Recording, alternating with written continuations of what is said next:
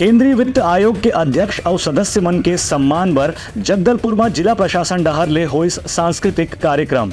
बस्तर के पारंपरिक नृत्य देख के उमन यहाँ के कला संस्कृति के करीन सराहना। केंद्रीय वित्त आयोग के अध्यक्ष डॉक्टर अरविंद पनगढ़िया के नेतृत्व में बस्तर पहुँचे आयोग के सदस्य मन के सम्मान में जिला प्रशासन बस्तर डहार ले आदिवासी लोकगीत और नृत्य के रंगारंग सांस्कृतिक कार्यक्रम के आयोजन करेगी।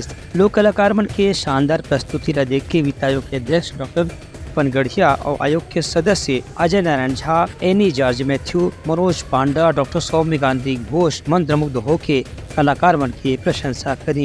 एक कार्यक्रम में कलाकार मन गौर नृत्य, परब गीत और नृत्य, बादल अकादमी की प्रस्तुति, दोलना नृत्य, बस्तर बैंड की प्रस्तुति मुख्य रूप से रही से। प्रस्तुति के दौरान अतिथि मन बस्तर के प्रसिद्ध गौर नृत्य में उपयोग किया जाने वाला गौर मुकुट पहन के फोटो भी खिंचवाई। इस मौका में कलेक्टर विजय दयाराम और पुलिस अधीक्षक शलभ कुमार सिन्हा घलो मौजूद रही। ब्यूरो रिपोर्ट उत्तलंगा न्यूज।